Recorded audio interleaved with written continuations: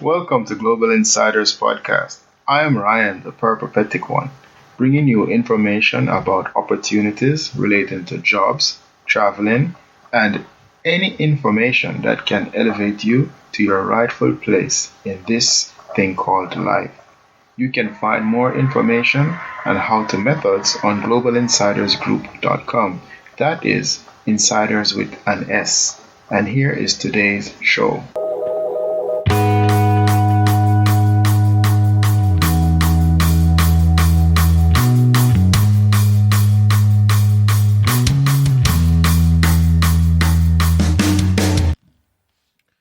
Hello, Insiders. Today I am back with another show. I want to talk to you today about pensions, Hellosign, the data play that China is making, reviews, and how anonymous are you on tour? Are you anonymous on tour? Alright, so we'll start off with reviews on Amazon. So some people are writing positive Amazon reviews for free merchandise. From what I have heard, this is a slow burn as you can start out legitimately doing it. And then what happens is you will do it for sites. You have certain sites that ask you to do reviews for them, and then you will do the reviews. Sites such as VPon, JumpSend, Snagshot, Giveaway Service, Rebate, not to be confused with Rebate Key, and Wikibuy, among others. I said it's a slow burn because if the cookies on these sites trace your address, you might get contacted by other sites to give reviews. The main culprit is Facebook, because Facebook have the pixel that is added to your browser, and it allows other sites or third parties to trace you with those cookies. So getting good reviews is great for businesses. So of course, they are addicted to that and they need that so their business can rank on whichever site, especially on Amazon, where they are trying to make a lot of money. So they are always going to be trying to do something to get a leg up on the competition. And the thing is, though, if they getting reviews is good, but if you're getting illegal reviews illegal in the sense of Amazon or in the world of Amazon, this is good. This is not good for business. So of course, Amazon is going to ban those companies or punish those companies. So what will happen is that they try to get as many real reviews as possible because, of course, everyone and anyone who has the money can get bots to do reviews and bad things for them. But yes, so this is one of those things that you have to be careful of because you start off doing it the legitimate way, you as a reviewer, and then other people start to contact you to give reviews.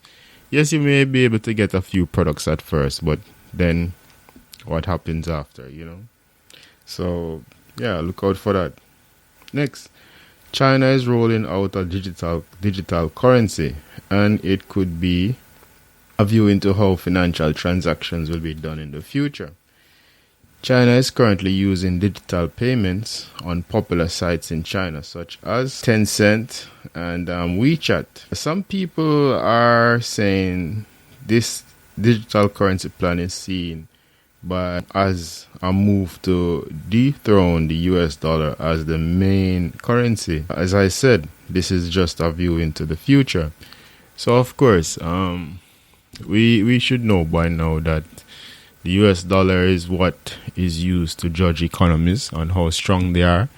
It is also the currency of business all over the world. I don't know how much you guys follow politics, but Russia has been complaining about this for many years, saying that world economy should not be pegged to the US dollar, and they have been trying to maybe get it changed to gold or something of the sort. Now, maybe 2 or 3 years ago, you might have heard the craze about Bitcoin. Bitcoin is supposed to be blockchain technology that allows currency to be used in the form of technology, in the sense where you have these coins that are can be used, whether it be on mobile or on your desktop, and you can pay for goods and services using this currency. Well, China has gone in the lead among the countries in the world with using this technology. Once again, I will tell you about AI superpowers. This is the book you should definitely try to get your hand on, and you will understand how these things work even better. So, digital payments, basically, you're not using money. Well, you're not using paper money. What you'll be using is digital coins. And the funny thing with money is that it is something. Anything can be money. You just have to decide with the other parties that yes, this is what this thing is worth. And according to this digital currency, this thing is worth a lot. So you find that right now, Bitcoin at its height, I think, was trading at something like, I want to say $2,000 for one. I mean, that's pretty high. Maybe even higher. I mean, I'm just being conservative right now because I don't want to sound silly. But imagine that one Bitcoin was trading at 2,000 US dollars for one. So that is why you had the craze 2 years ago where people were trying to get this. Well, now they're saying China is trying to roll out this digital currency because up until now it's just on platforms, as I mentioned before, WeChat and Tencent. So they agree on those platforms that this digital coin is worth this amount. But now the country itself is thinking about rolling out a coin. So that is a big deal because China has the world's second largest economy. And once they agree with other countries that, listen, you can purchase these goods here in China for coins, for digital coins. It's like game over because now every other country will try to get those coins to purchase goods and services. So this is definitely one to look out for. And I'm happy to say, I'm sure we're one of the first platforms to be talking about this. So I'm happy about that, without a doubt. Did you know that you can sign documents with legally binding e-signatures? Well, if you did not, let me introduce you to Hellosign. So once again, this is futuristic because now we're moving from using digital coins to signing documents, legally binding documents with Hellosign. What is Hellosign? Hellosign is a tool that gets users to sign documents with legally binding e-signatures. Users can upload documents by dragging and dropping them. You can use third-party tools such as Dropbox, Google Drive, Evernote, among others. All you have to do is upload or create a signature, insert it on a document, pick the recipient, and hit the send button. There is a free plan available to those who are on a budget. But of course, like everything else in the world these days, especially the digital world, you can always upgrade or as the sellers would say, upsell. So this can help in many ways. Once again, we're talking about a borderless world. Even though coronavirus has closed the borders worldwide, digitally, the borders are still open and seem to be getting even smaller. Because with this, you don't have to be in a room or you don't have to wait on someone to fax or FedEx something to you for you to sign it and for it to be legally binding. Now you can do your e-signatures. So this, I think, is a major thing. Up until doing the research today, I did not know about Hellosign. I have signed documents before using Google though, but this is I'm not even sure if it is legally binding in the sense that that they are mentioning, because it was between the company and I, so it's just an understanding there. I'm sure if I needed something to be verified, I could go back to my company and get it verified. So definitely interesting times, very, very interesting times. Okay, next, Tor and being anonymous. Tor is used by many persons who want to remain anonymous on the web. Why?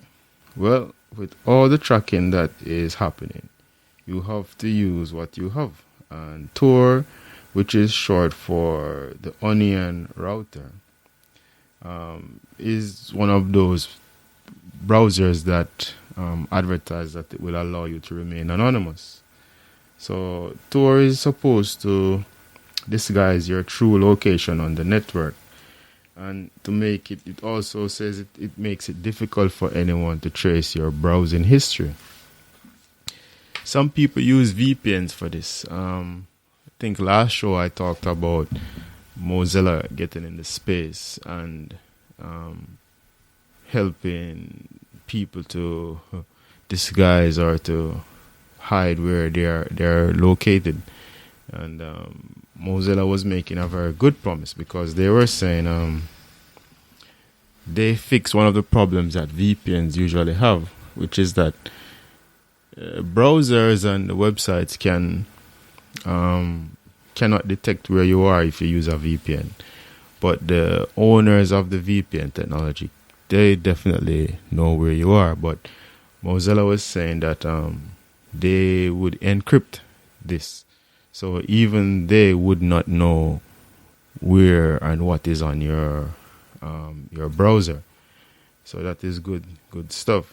But with Tor, it's supposed to be a situation where if you're using Tor and you're using the VPN, it's like double protection, because the Tor would stop the VPN company from knowing exactly where you're located or what your server is and so forth. So it's an interesting thing. But an article was written on nakedsecurity.com, and they talk about how secure you really are.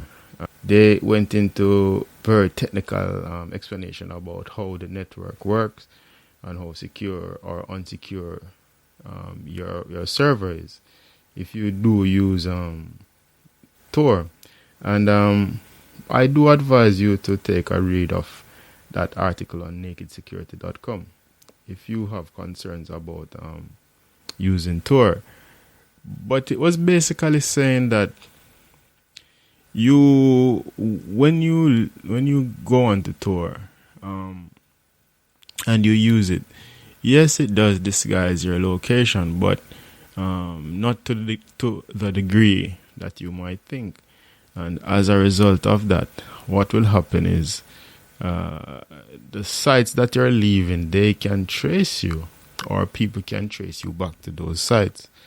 And I think they gave a figure of something like 23% of the sites that you visit will be able to do this. And that is very high, especially if you're trying to remain safe. And we're not even talking about you being on the side of evil and doing evil things. We're just talking about even persons who may want to remain anonymous to share information that can help us to stay safe. For example, let's say something happens and in your community and you want to share it, but you're afraid that if you share this information, you will have to leave your community. Or let's say government, you're living in a country where there's a dictatorship or something and you want to share some information. You should feel safe to do so. And the argument here is that maybe it is not as safe as you think if you just use Tor alone. I'm thinking if you use Tor and a VPN, you'll be a bit more safer. But even so, you still shouldn't feel totally secure in that position. Of course, you'll always have people who say, "Oh, well, you do not need to hide if you're doing good in the world." But no, you really have some situations where it's best for you to try to remain anonymous and try to remain behind the screen, so to say. So go on nakedsecurity.com and check out that article about Tor. Okay, now these guys, I hope they don't have to hide. Gamers, where are you? Where are you, gamers? Well, I used to be a game lover. I'm not sure if I was ever a gamer though, but nonetheless, I am positioned to talk about games today. Cloud gaming, the future, right? So today is a lot of futuristic stuff. That's where it's at right now, and you have platforms such as Google Stadia Pro and Nvidia's GeForce Now and PlayStation Now. These are all subscription services that let gamers stream or download titles. Microsoft is planning to release a platform in September, and they are planning to bundle this with Xbox Game Pass. Players will be able to choose 100 plus games at launch. But with all these promises, the experts believe that cloud gaming is still years away from being in the mainstream. Searching for network anyone? Or is it 5G for everyone? So, a lot of people are believing in this future where Wi-Fi is the technology, or wireless rather, is the technology that will run the world, that will take over things. But I am not yet a believer. I'm not yet a believer in this. And the reason is I know how easy networks drop their service, and I can't imagine a world where we're just totally dependent on wireless technology. I mean, maybe 20 years from now, or let's be kind and give them 10 years, but not right now. And what we use for energy will have to change, because the things that we're using now just won't cut it. In fact, if big companies are listening, I think they should have a division for analog technology, because the technology has moved forward so much that now analog itself may be way better than it was 10 years ago. Of course, I'm not saying we shouldn't have wireless technology, but we need both. And I think the company that invests in analog technology along with wireless technology will be the winners, because this world that they are imagining, I mean, they're more thinking about the positive side of the wireless technology and not thinking about the negative. I can just imagine people being in even places like a surgery or something, and the Wi-Fi just isn't working as it ought to. I mean, sad to say, but I mean, that is what I have been experiencing. And we're talking about a simple thing such as keeping the internet going, which should be very simple. It's just putting in a router and making it work. I mean, if you use your landline now, I mean, you'll see how much faster and better it is sometimes than the actual wireless technology. So, yeah, let's look out for this one. Let's be careful. Knowing gamers how serious they take their gaming, I'm sure they will not be giving all the power to the wireless technology. Okay, last topic for today: pensions. Pensions, what is that? I hear Gen Xers shout. Well, don't worry, Gen Xers. Yes, pensions still exist. They still exist. Today I will tell you about the best pension plans by country and also the worst pension plans. And this by no means is concrete. This is just what visual capitalists did in terms of research, and I'm thinking This is from the pool of countries that they chose. So I know it's not comprehensive, but it's the best that we have to go by. So it's a good idea to listen and learn a few things. According to Visual Capitalists, by 2050, 1 in 6 people in the world will be over 65 years old. Each country's pension system is shaped by its own economic and historical context. This makes it difficult to measure equally, but variables such as income, the private pension system, the country's pension age, the level of advanced funding from government, the level of government debt, and last but not least, regulations and governance put in place to protect the plan of pension members can be a good guide in looking at how sturdy a pension system is.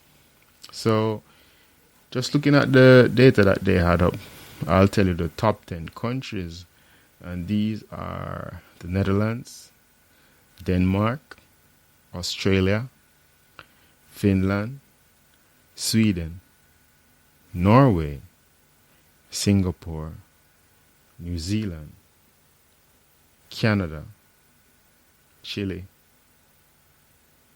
and Ireland. So these countries are considered to be the top countries regarding having a pension plan. I know some of you might have been listening for the United States, but the United States, they are not in the top 10 in terms of pension plans. And you might ask, why is this? And I would just say politics, and then I would say research. Go and research a topic, research United States and the pension plans that they have. And it's really a shame, because the United States, they have never been a country that has been as rich as the United States in the history of the world. Never. And you can do that research again for yourself. But for them not to be in the top 10, that's pretty sad. It's really sad. And as I said, it's really just politics, and it's really bad. On the low end, you have Thailand, Argentina, Turkey, Philippines, Mexico, India, Japan, China, Korea, and Indonesia. Now, many of you may be wondering why Japan, China, and even Korea is in this list. Not to be disrespectful to the other countries in the list, but none of those countries are G8. Maybe wondering why some of these countries are on the list. For example, you have your India, your Japan, your China, your Korea, and even Mexico. I think Mexico is a big country. But I would say more, especially for Japan, it has to do with population and their dwindling population. And of course, China is rich, but they are coming from all the way at the back. I mean, third world status, and now they are first world status. So they still need to put a lot of things in place for their citizens. And of course, planning for things such as war is more important to the politicians than actually planning for the people. So in that sense, I would say China is still behind. India is still, yes, they are making a lot of money and they have a lot of first world technology and so forth. But India, for the most part, is probably still a third world country. Most of their population is still living in abject poverty. Mexico is probably the same. And Korea, I think, might be having a population problem also. So it's a problem, so to speak. Most of these countries are countries that have had huge debts over the years. And that's probably the main reason why you'll find that your pension system isn't the strongest. So there are many countries who were not placed in this research, and as noted, it is not set in stone. The results of this research, however, for global-minded people, it is good information to help you decide which country is good to work and invest your pension in. After all, we are all getting old. So that's it for today's show. And 9,447 cybersecurity jobs are listed on Monster today. So continue making the changes you need to make to move into the future that you want. Thank you.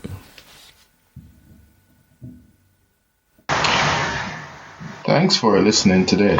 I hope you are inspired. You can find more helpful and motivational material at globalinsidersgroup.com. That is, insiders with an S. You can also keep in touch at Global Insiders on Instagram. See you next time, but remember, you can be your own superhero. Bye.